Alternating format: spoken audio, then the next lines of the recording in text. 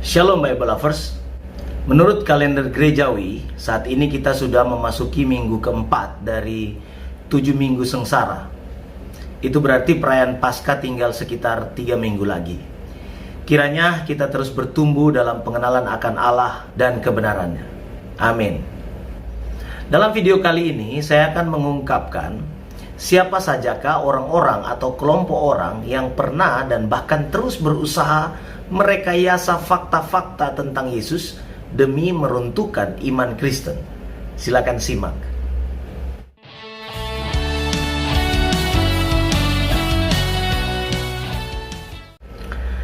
Sebelum kita lanjut, saya ingin mengingatkan kepada teman-teman semua untuk menekan tombol subscribe terlebih dahulu agar channel ini dapat survive. Oke? Terima kasih. Baik. Sejak awal berdirinya kekristenan, upaya penghancuran terhadapnya itu berlangsung begitu terstruktur, sistematis, dan masif. Dan itu dilakukan oleh orang-orang yang juga berpengaruh di dunia. Tidak heran karena memang bahkan Yesus sendiri pun diserang sedemikian rupa oleh berbagai pihak untuk menghancurkannya. Orang-orang berikut inilah mereka. Yang pertama adalah kelompok kaum Farisi. Kelompok ini adalah kelompok yang paling radikal. Mereka menentang hampir semua tindakan Yesus. Di lain pihak, mereka adalah orang yang memegang teguh Taurat Musa dan adat istiadat Yahudi. Mereka kemudian menjadi iri kepada Yesus karena kehilangan pamor akibat pengajaran-pengajarannya yang secara terang-terangan menentang mereka. Mereka ini menuduh Yesus tidak menghormati adat istiadat Yahudi. Lalu puncaknya mereka memelopori penyaliban Yesus. Lalu ada kelompok Selot. Kelompok Selot ini adalah kaum nasionalis fanatik yang ingin melepaskan diri dari penjajahan Roma. Mereka mempercayai bahwa Allah satu-satunya pemimpin mereka. Mereka sangat membenci orang non-Yahudi, termasuk orang Samaria. Kelompok berikutnya adalah kelompok kaum Herodian.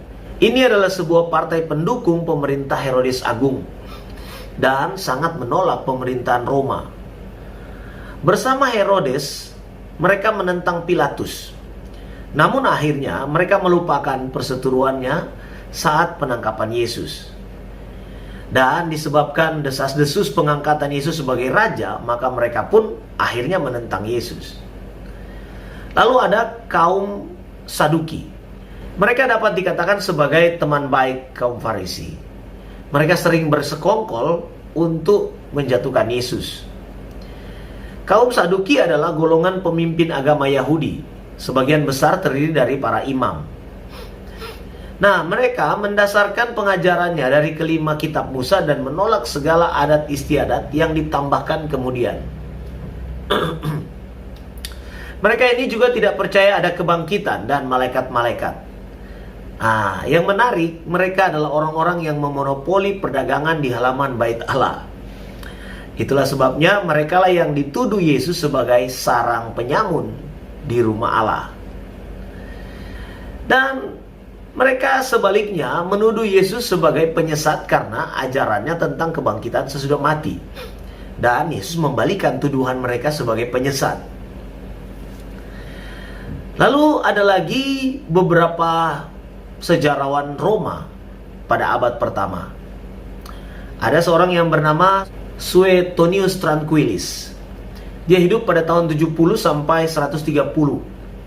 Dia berkata, Yesus sebagai penghasut yang menimbulkan keresahan dan kerusuhan. Yesus sebagai penyebab diusirnya orang Yahudi dari kota Roma di bawah pemerintahan Claudius pada tahun 41 sampai 54. Dia menulisnya dalam The Vita Caesarium. Itu tahun 120 Masehi. Lalu ada seorang yang bernama Cornelius Tacitus.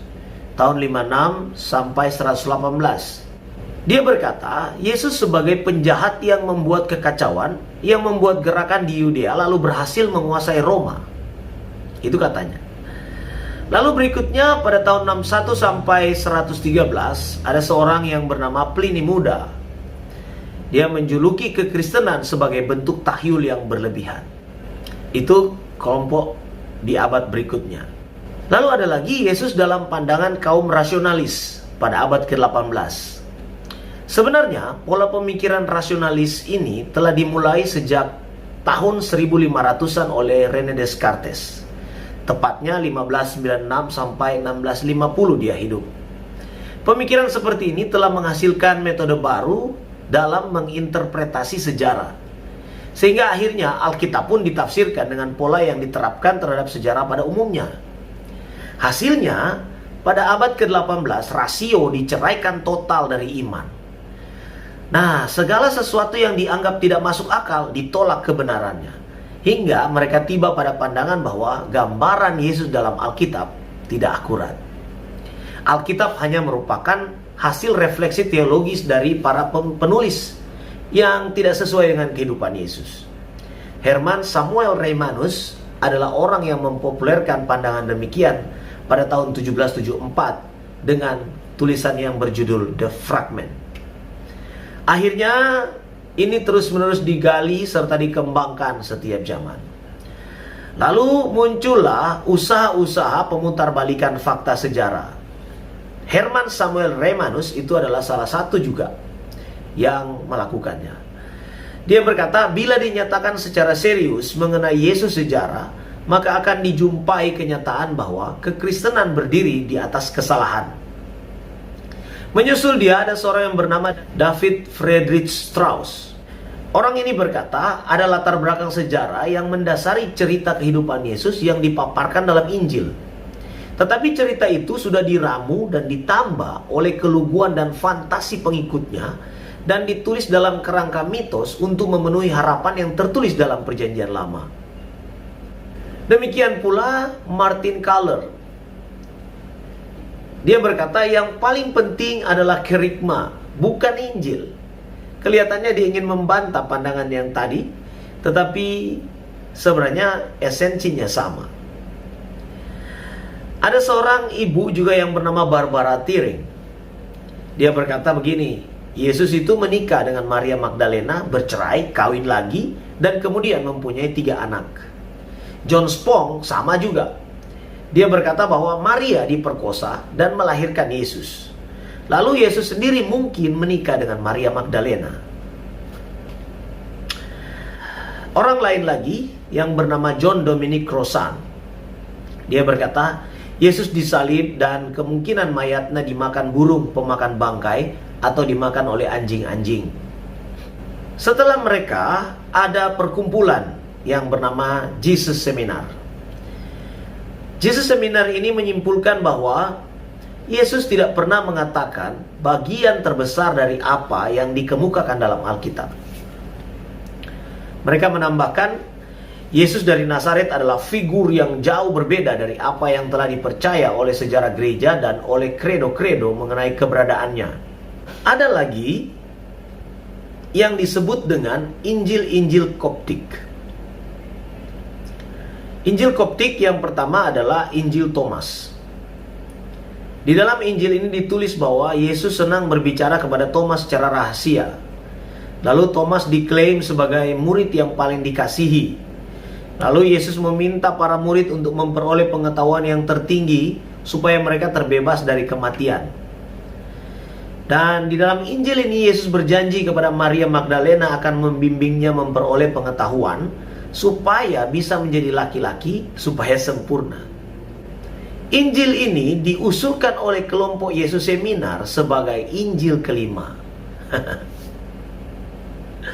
Ada lagi yang namanya Injil Filipus dan Injil Maria. Nah, kedua Injil ini menjadi latar belakang penulisan novel The Da Vinci Code, sumber dari ide tentang pernikahan Yesus dan Maria. Lalu Anda juga mungkin pernah mendengar tentang Injil Yudas. Dalam Injil ini dituliskan bahwa Yudas Iskariot mendapat wahyu khusus dari Yesus.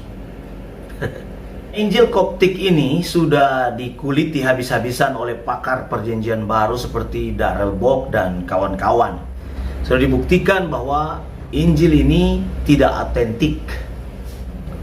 Tidak puas dengan itu, ada orang-orang yang menciptakan fiksi ilmiah.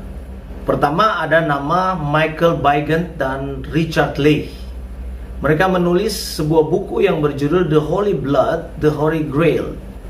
Dan buku ini menjadi sebagian sumber dari The Da Vinci Code. Lalu The Da Vinci Code sendiri ditulis oleh Dan Brown.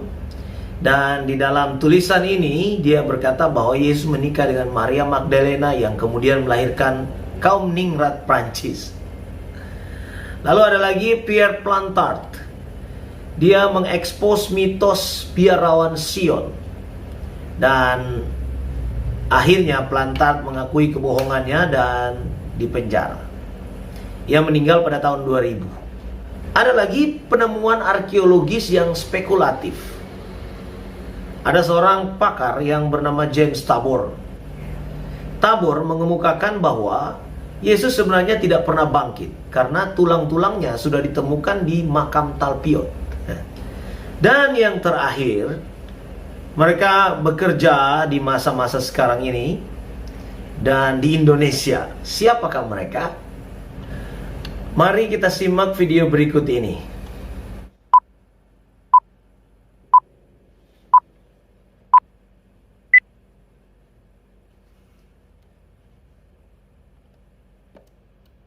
Saya sudah menayangkan beberapa video khususnya yang bertajuk Untuk Para Kristolog Balon, yang di dalamnya saya menelanjangi kualitas super duper memalukan dari para apologet muslim yang dengan penuh percaya diri mengenakan predikat kristolog bagi diri mereka, atau kepada mereka predikat itu dikenakan dan mereka sama sekali tidak ada keberatan.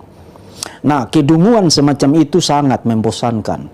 Sebab kadang-kadang saya berpikir Tuhan macam apa yang duduk dengan anggun di atas singgasananya yang agung di sorga, sambil menepuk dada penuh kebanggaan karena memiliki para apologet yang sangat memalukan semacam itu. Nah, Muslims itu tidak dimaksudkan untuk offense, menyerang Anda. Itu juga tidak dimaksudkan untuk merendahkan atau menghina.